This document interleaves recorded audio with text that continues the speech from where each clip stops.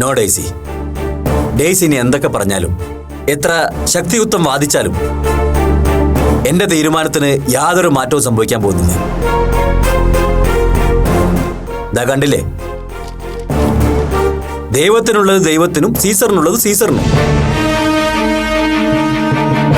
ഭാര്യയ്ക്കും മോൾക്കും നൽകാനുള്ള വിഹിതം അളന്നു തൂക്കി തിട്ടപ്പെടുത്തി കടലാസിലാക്കിയിട്ടാണ് ഡെയ്സി ഞാൻ വന്നിരിക്കുന്നത്. അതിന്റെ പേരിൽ പോലും പിന്നെ ആർക്കും എന്നെ ചോദ്യം ചെയ്യാൻ ഞാനായിട്ടൊരു അവസരം ഉണ്ടാക്കില്ല. ജീവിതത്തിൽ അത്ര പെർഫെക്റ്റ് ആണ് ഞാൻ. വിജയ്, നിങ്ങളുമായിട്ടുള്ള ജീവിതം മടുത്തെന്നോ മതിയായെന്നോ പിരിയണമെന്നോ എന്റെ അറിവിൽ ഗീതയോ അപ്പുവോ പറഞ്ഞതായിട്ട് എനിക്ക് ഓർമ്മയില്ല. പിന്നെ വിജയ് എന്തിനാ സ്വയം സങ്കല്പിച്ചു കൂട്ടിയ കുറെ കാരണങ്ങളുടെ പേരിൽ ഇതുപോലുള്ള വിഡ്ഢിത്തരങ്ങൾ കാണിച്ചു കൂട്ടുന്നത്? വിഡ്ഢിത്തരോ? അപ്പൊ ഇത് വിഡ്ഢിത്തരാണെന്നാണ് ഡെയ്സി പറയുന്നത്? No, never. ഇതുപോലെ ആവശ്യപ്പെടാതെ തന്നെ എല്ലാം വീതിച്ച് പ്രമാണത്തിലാക്കി നീട്ടിയ എത്ര പേരെ ഡെയ്സിക്ക് അറിയാം? എനിക്കങ്ങനെ ആരെ അറിയില്ല. എന്നാലും ഭാര്യയും കുട്ടിയും ആവശ്യപ്പെടാതെ അവരുമായുള്ള ബന്ധം പിരിഞ്ഞ് സ്വത്തുക്കൾ വീതിച്ചു കൊടുക്കുന്ന ആകെ ഒരേ ഒരാളെ എനിക്കറിയാവൂ. അത് വിജയ. വിജയ് പണിക്കരെ, ഞാൻ തന്റെ അത്ര എക്സ്പീരിയൻസ് ആയിട്ടുള്ള ഒരു മോട്ടിവേറ്റർ ഒന്നുമല്ല. എന്നാലും എന്റെ അനുഭവത്തിൽ നിന്ന് ജീവിതത്തിൽ ഏറ്റവും കൂടുതൽ ടെൻഷൻ അടിച്ചിട്ടുള്ളത് തോറ്റുപോയവരല്ല, ജയിച്ചു നിൽക്കുന്നവർ തന്നെയാ. അതും മറ്റാരെക്കാളും കൂടുതൽ മാർക്കോടെ പാസ്സായവർ. തന്റെ മാർക്കിനേക്കാൾ കൂടുതൽ മാർക്ക് മറ്റാരെങ്കിലും വാങ്ങുമോ എന്ന് ഭയപ്പെട്ടുകൊണ്ടിരിക്കും അവര്. ഇനി ഏറ്റവും കുറഞ്ഞ മാർക്കിൽ ജയിച്ചവരുടെ ടെൻഷൻ അടുത്ത തവണ ഈ മാർക്ക് വാങ്ങാൻ പറ്റാതെ പോയാൽ താൻ തോക്കില്ലെന്നായിരിക്കും. പക്ഷെ ഒരു ടെൻഷനും ഇല്ലാതെ അടുത്ത ഊഴത്തിനെങ്കിലും ജയിക്കണമെന്ന് ആഗ്രഹിച്ച് പഠിക്കുന്നവരായിരിക്കും യഥാർത്ഥ വിജയികൾ. വിജയ് പണിക്കർ എന്ന എന്റെ പഴയ കൂട്ടുകാരൻ ഏറ്റവും കൂടുതൽ മാർക്ക് വാങ്ങിച്ച് ജയിച്ചവരുടെ കൂട്ടത്തിലായിപ്പോയി. അതാണ് തന്റെ കുഴപ്പം. മനസ്സിലായോ? കരിയറിലും ജീവിതത്തിലും മറ്റാരെങ്കിലും തന്നേക്കാൾ മികച്ചതായി പോകുമോ എന്ന ടെൻഷനാണ് വിജയുടെ പ്രധാന പ്രോബ്ലം. ഇപ്പൊ പ്രോബ്ലമൊക്കെ വിജയ് പണിക്കർക്കാണല്ലേ? മറ്റെല്ലാവരും ഭയങ്കര പെർഫെക്റ്റ്, ഞാൻ മാത്രം സ്വാർത്ഥൻ, ദുരഭിമാനി. ആയിക്കോട്ടെ, പരാതിയില്ല ഡെയ്സി. താൻ തന്റെ മാനസപുത്രി എന്ന് വിളിക്ക്. മകളായി ജനിച്ചു പോയതിന് അവൾക്കൊണ്ടൊരു വിഹിതം അതാദ്യം അങ്ങ് സെറ്റിൽ ചെയ്തേക്കാം. ഒന്ന് വിളിക്കൂ. അപ്പോ അപ്പോ വരുന്നു. വിജയ്, ഞാൻ വീണ്ടും പറയുന്നു, നിങ്ങൾ ഈ കാണിക്കുന്നത് ഒട്ടും നല്ലതല്ല. വേണ്ട ഡെയ്സി, ഇനി ഇതിന്റെ പേരിൽ നമ്മൾ തമ്മിൽ പിണങ്ങേണ്ടി വന്നാലും എനിക്ക് ഈ ബാധ്യത ചുമലിൽ നിന്ന് ഒഴിവാക്കി കിട്ടിയാൽ മതി. അതുകൊണ്ട് താൻ മിസ്റ്റർ അപ്പുവിനൊന്ന് വിളിക്കേ പ്ലീസ്. വിജയ്ക്ക് നിന്നോട് എന്തോ പറയാനുണ്ട്. മിസ്റ്റർ അപ്പു, അങ്ങനെ വിളിക്കാലോ അല്ലേ? ഞാനും എന്റെ ഭാര്യ ഗീതാലക്ഷ്മിയും പിരിയാൻ തീരുമാനിച്ചു. സ്വാഭാവികമായും ഭാര്യയ്ക്കും കുഞ്ഞിനും ജീവനാംശം കൊടുക്കേണ്ടി വരുമല്ലോ. അതിന് പ്രകാരം എഴുതി തയ്യാറാക്കിയ ഒരു എഗ്രിമെന്റ് ആണിത്.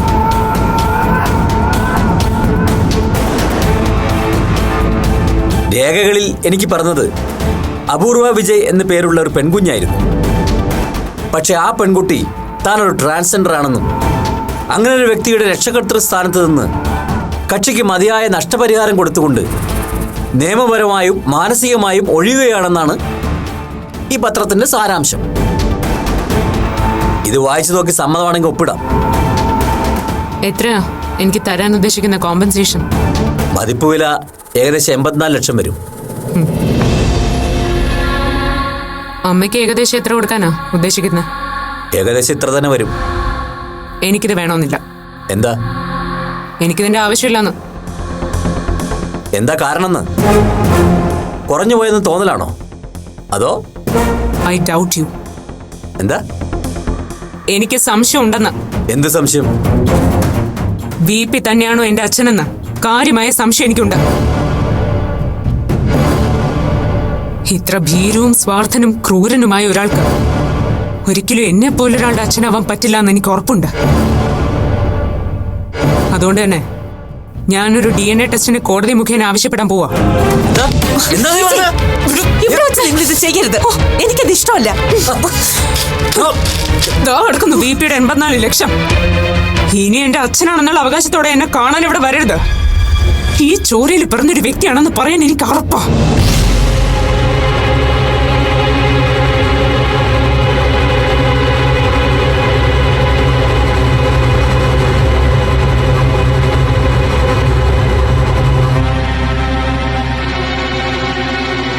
ഇനി നിങ്ങൾ പേടിക്കേണ്ടിയിരിക്കുന്നു വിജയ്. കാരണം അപ്പു ഇപ്പോ നിങ്ങളെക്കാൾ മാർക്ക് സ്കോർ ചെയ്യാൻ തുടങ്ങിയിരിക്കുന്നു. നിങ്ങളുടെ 1ാം സ്ഥാനം അവൾ കൊണ്ടുപോകാൻ സാധ്യത കൂടുതലാണ്.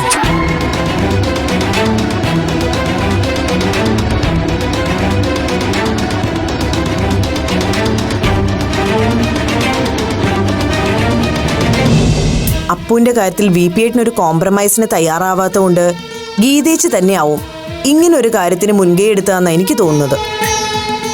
അങ്ങനെ ഒരു തീരുമാനം ഗീതയുടെ ഭാഗത്തു നിന്നുണ്ടായെങ്കിൽ അത് ബുദ്ധിമോശമായി പോയെന്ന് ഞാൻ പറയും. സ്വന്തം ഉത്തരവാദിത്തങ്ങളിൽ നിന്ന് ഒളിച്ചോടാൻ ഗീതയുടെ ഈ തീരുമാനം VP-യെ കൂടുതൽ സഹായിക്കുകയുള്ളൂ.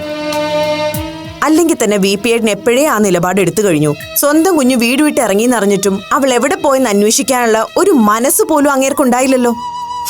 അങ്ങനെ ഒരാൾക്ക് ഭാര്യ ഉപേക്ഷിച്ചിട്ട് പോയാലും അതൊരു സൗകര്യമായിട്ട് എടുക്കാനായിരിക്കും താല്പര്യം. എന്നാലും ഗീതേച്ചി ഇങ്ങനെ ഒരു മണ്ടൻ തീരുമാനം എടുക്കേണ്ടിയിരുന്നില്ല. അതിന് ഈ തീരുമാനം ഗീതയുടേതാണോ VP-യുടേതാണോ എന്ന് നമുക്ക് ഉറപ്പൊന്നുമില്ലല്ലോ. ഇപ്പോഴത്തെ ഒരു മാനസിക നില വെച്ച് നോക്കുമ്പോൾ ഈ ഡിസിഷൻ VP-യുടേതായാലും മതി. എന്നാലും ഇതൊക്കെ അറിയുമ്പോൾ മനസ്സിനാകെ ഒരു സങ്കടം. എന്തൊരുമയോടെ കഴിഞ്ഞവരായിരുന്നു രണ്ടുപേരും. ഇങ്ങനൊരു കാര്യത്തിന്റെ പേരിൽ തമ്മിത്തല്ലി പിരിയാന്ന് ആലോചിക്കുമ്പോ ഒന്നാലോചിച്ച അമ്മ പറയുന്നതിലും കാര്യമുണ്ട്. അപ്പുവിൻ്റെതൊരു ശാപം പിടിച്ച ജന്മം തന്നെയാ. എത്ര പേരുടെ ജീവിതമാ അവള് കാരണം താറുമാറാകുന്നത്. നേരാ, ഞാനും അതേപ്പറ്റി ആലോചിക്കുമായിരുന്നു. നമ്മുടെ മാളുവിന്റെ കാര്യവും അവള് കാരണമല്ലേ ഇങ്ങനൊരു കീറാമുട്ടിയായിട്ട് നിൽക്കുന്നത്. ഇനിയിപ്പോ എന്തൊക്കെയായിരിക്കും VP-യും ഗീതയും മനസ്സിൽ കണ്ടിരിക്കുന്നത്. സെപ്പറേറ്റഡ് ആകാൻ തീരുമാനിച്ച സ്ഥിതിക്ക് അപ്പു ഇനി ഗീതയുടെ ഒപ്പമായിരിക്കും കഴിയുന്നത്. അതൊരു കണക്കിന് നന്നായി. നമ്മുടെ പ്രശ്നത്തിനൊരു പരിഹാരമാവുമല്ലോ. അതൊക്കെ ശരി തന്നെ. എന്നാലും എന്തിന്റെ പേരിലായിരുന്നാലും അവര് തമ്മിൽ പിരിയേണ്ടിയിരുന്നില്ല. അതൊക്കെ അവരല്ലേ തീരുമാനിക്കേണ്ടത്. മുരളിയേട്ടാ, നമുക്കൊരു കാര്യം ചെയ്താലോ? ഗീതേച്ചിയും VP-ഏട്ടനെ നേരിൽ കണ്ടിട്ട് നമുക്കൊന്ന് സംസാരിച്ചു നോക്കിയാലോ? എത്രയ്ക്കായാലും നമ്മൾ നേരിച്ചെന്ന് പറയുമ്പോ വേണ്ട ശ്രുതി, അതൊന്നും ശരിയാവില്ല. ഇനി അഥവാ ഈ തീരുമാനം VP-യുടേതാണെങ്കിൽ നമ്മൾ ഈ വിഷയത്തെ ഇടപെട്ട അയാളുടെ വാശി കൂടുകയുള്ളൂ. എന്തിനാ വെറുതെ വേണ്ടാത്ത പൊല്ലാപ്പൊക്കെ എടുത്ത് തലയിൽ അവരെ അവരുടെ പാട്ടിന് വിട്ടേക്ക. നീ വാ.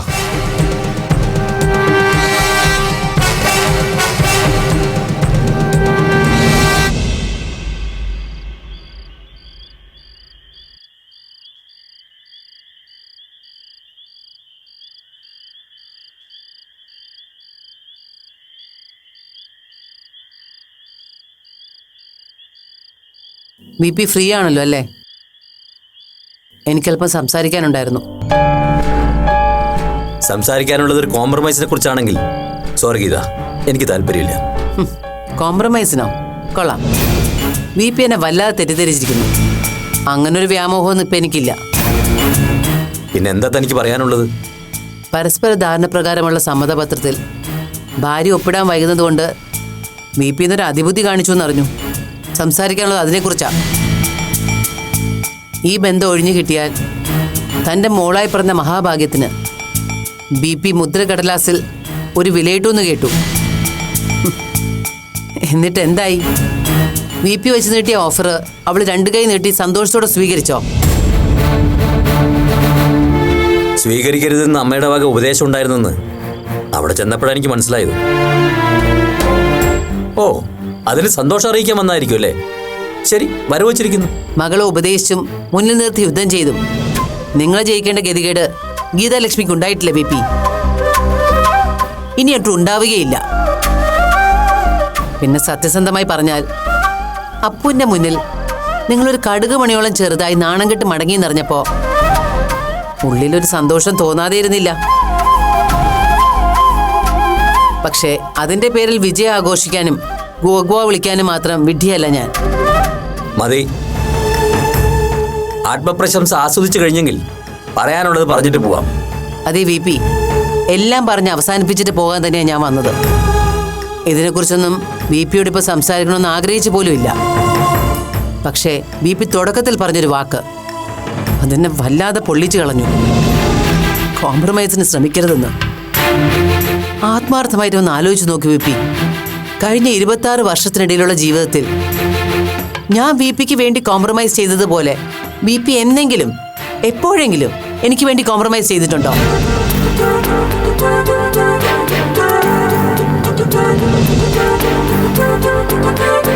നിങ്ങളുടെ അപ്പുവിൻ്റെയും കാര്യങ്ങൾ നോക്കി ഈ വീട്ടിൽ ഒതുങ്ങിക്കൂടേണ്ടവളായിരുന്നില്ല ഞാൻ. അപ്പു ജനിക്കുന്നതിന് മുമ്പ് എനിക്ക് ഗവൺമെന്റ് സ്കൂളിൽ ടീച്ചറായി ജോലി കിട്ടിയതാ.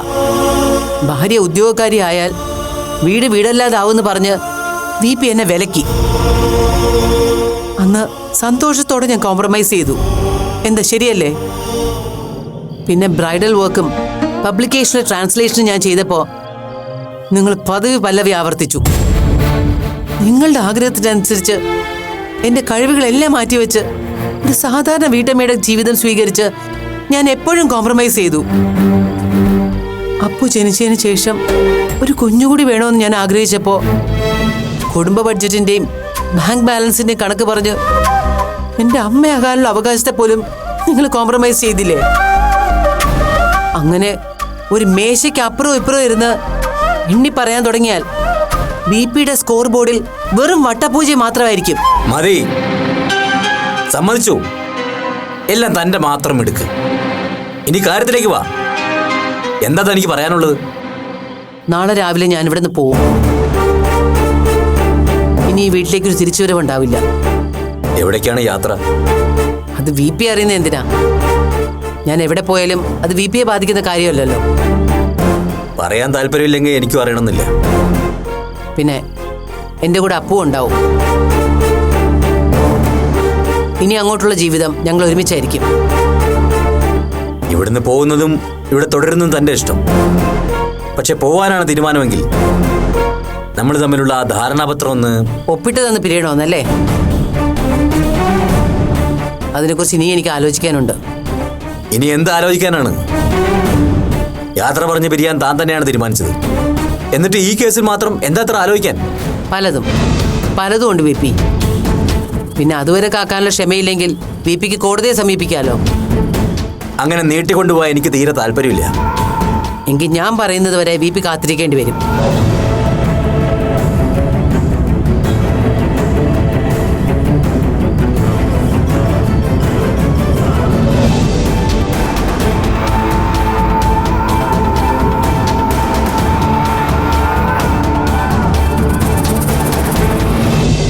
കേട്ടോ മുരളി, ഇതൊക്കെ ഇങ്ങനെ ആയി തീരുമെന്ന് എൻ്റെ അയ്യപ്പസ്വാമിയാണ് എനിക്കറിയായിരുന്നു. അശ്വതിക്ക് ഓർമ്മയുണ്ടോ? പണിക്കരുടെ മോളെ യഥാർത്ഥ കുഴപ്പം എന്താണെന്ന് അറിഞ്ഞ ദിവസം ഞാൻ പറഞ്ഞത് ആ കുടുംബം നശിച്ച് നാറാണക്കല്ലെടുക്കാൻ അധിക സമയം വേണ്ടാന്ന്. ഇപ്പൊ പറഞ്ഞത് അച്ചട്ടായില്ലേ? വി പി ഏട്ടനും ഗീതേശിയും ഡിവോഴ്സ് ആയാൽ പിന്നെ അപ്പുവിന്റെ കാര്യത്തിൽ എന്താവും തീരുമാനം? അതിപ്പോ പ്രത്യേകിച്ച് തീരുമാനം എടുക്കാൻ എന്തിരിക്കുന്നു? തന്തേം തള്ളേം 2 വഴിക്കാക്കിയിട്ട് അവള് പറ്റിയൊരിടത്ത് സ്ഥലം പിടിച്ചല്ലോ. ഇനി ആ ടീച്ചറിന്റെയും മോന്റെയും കാര്യത്തിൽ ഒരു തീരുമാനം ആകുന്നത് വരെ അവിടെ ചുറ്റിപ്പറ്റി അങ്ങ് നിന്നോളും.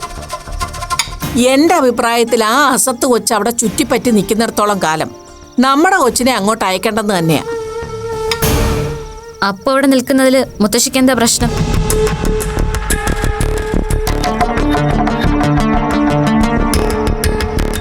പ്രശ്നം വരാൻ പോകുന്നത് എനിക്കല്ല, നിനക്കാ. അപ്പു അവിടെ നിൽക്കുന്നതുകൊണ്ട് എനിക്കുണ്ടാവുന്ന പ്രശ്നം ഞാൻ അങ്ങ് സഹിച്ചു. ഇവിടെ ആരും അതോർത്ത് വേവലാതിപ്പെടണ്ട. മാളു,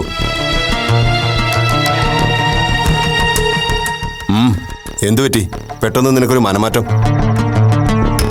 അപ്പോടുണ്ടെങ്കിൽ ഈ കല്യാണത്തിന് തയ്യാറല്ലെന്നായിരുന്നല്ലോ നിന്റെ നിലപാട്. പെട്ടെന്നെന്താ അതിലൊരു മാറ്റം വന്നത്?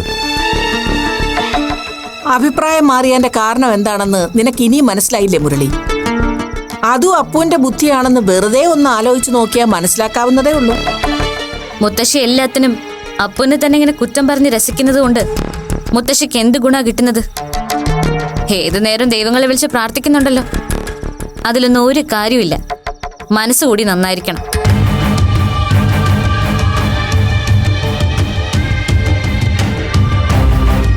അച്ഛാ, അപ്പു ഇനി ഗീത ആന്റിയുടെയോ ഡെയ്സി ആന്റിയുടെയോ ആരുടെ കൂടെ ആയിരുന്നാലും എനിക്കതിൽ യാതൊരു പ്രശ്നവുമില്ല. ഇനി ഈ തീരുമാനത്തിൽ ഒരു മാറ്റവും ഉണ്ടാവാൻ പോകുന്നില്ല.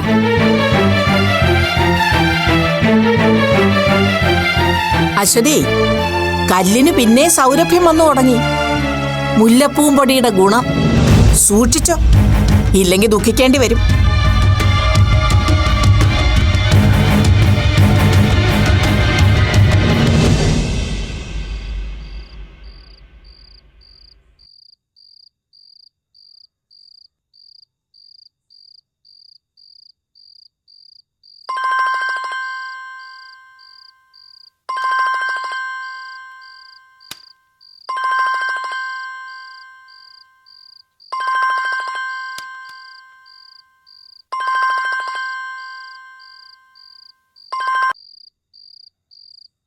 ഹലോ ഗീത.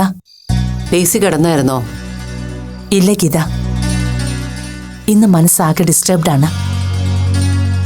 അല്പനേരം വേദപുസ്തകം വായിക്കായിരുന്നു. എന്താ പറയാ, ആകെ ഒരു മോശപ്പെട്ട ദിവസമായിരുന്നു. ഇന്ന് മാത്രമല്ല, കുറച്ച് കാലങ്ങളായി എൻ്റെയും ദിവസങ്ങൾ വളരെ മോശപ്പെട്ടത് തന്നെയാ. എനിക്ക് മനസ്സിലാവും ഗീത. ഇതൊരു പരീക്ഷണ കാലമാണെന്ന് വിചാരിച്ചാ മതി. തളരരുത് നീ. ഒറ്റയ്ക്കല്ലെന്ന് സമാധാനിക്ക്. അപ്പു ഉറങ്ങിയോ ഡേസി? കിടന്നു തോന്നുന്നു. ഉറങ്ങിയിട്ടുണ്ടാവില്ല. ഞാൻ ഫോൺ കൊടുക്കണോ? വേണ്ട. പാവം, അവൾക്കും ഇന്നാകെ സങ്കടമായി.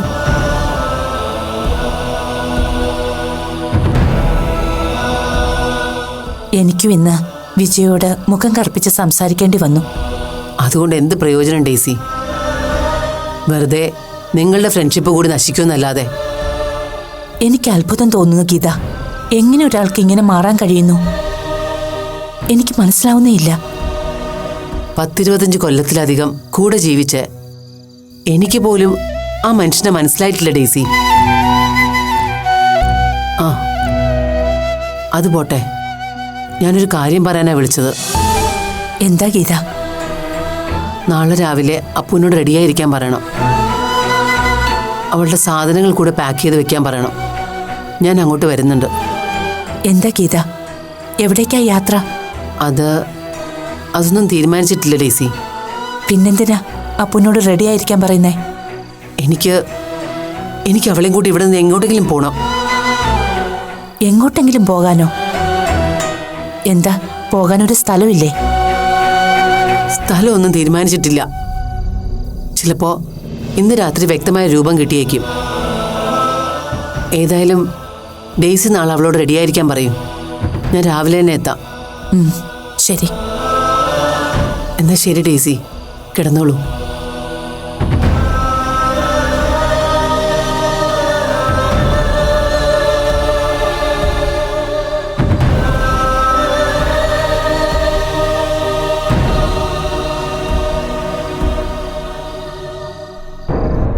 ഗീത എന്താ മനസ്സിൽ കണ്ടിരിക്കുന്നതെന്ന് എത്ര ആലോചിച്ചിട്ടും പിടികിട്ടുന്നില്ല ജോ. അപ്പുണ്യം കൊണ്ട് എങ്ങോട്ട് പോകാനായിരിക്കും പ്ലാൻ ചെയ്തിരിക്കുന്നത്? പോവാൻ തീരുമാനിച്ച സ്ഥിതിക്ക് ആന്റി ഡിവോഴ്സിന് സമ്മതിച്ചിട്ടുണ്ടെന്ന് തോന്നുന്നു. അങ്ങനെയാണെങ്കിൽ പിന്നെ അവർക്ക് അവിടം വിട്ടു പോകേണ്ട കാര്യമുണ്ടോ? വീടും പ്രോപ്പർട്ടിയും ഒക്കെ വിട്ടുകൊടുക്കുന്ന രീതിയിലാണ് വിജയങ്ങളും മ്യൂച്വൽ അഗ്രിമെന്റ് തയ്യാറാക്കിയെന്നല്ലേ മമ്മി പറഞ്ഞത്? അതെ. ഗീതയുടെ വിഹിതം എത്രയാണെന്ന് പറഞ്ഞില്ല. അപ്പുവിന് 84 ലക്ഷത്തിന്റെ സ്വത്ത് കൊടുക്കുന്നുവെന്നാ അന്ന് പറഞ്ഞത്. അപ്പു അതൊക്കെ വലിച്ചു കയറി മുഖത്തെറിഞ്ഞു. ഇക്കാര്യം അമ്മ ഗീതാന്റിയോട് പറഞ്ഞോ? പറയാൻ ഉദ്ദേശിച്ചതല്ല, പക്ഷേ അറിയാതെ ആ വിവരം എന്റെ നാവിന്ന് വീണുപോയി. അതിന് മമ്മി വിഷമിക്കണ്ട. തീർച്ചയായും ഗീതാന്റി അത് അറിയേണ്ട കാര്യമാണല്ലോ. അല്ല, ആന്റി വിളിച്ച കാര്യം മമ്മി അപ്പുവിനോട് സൂചിപ്പിച്ചോ? ഇല്ല, അവളോടത് പറയാൻ മനസ്സ് വന്നില്ല. പെട്ടെന്നൊരു ദിവസം അവൾ ഇവിടുന്ന് പോവുകയാണെന്ന് അറിഞ്ഞപ്പോ മനസ്സിനൊരു വിങ്ങല്.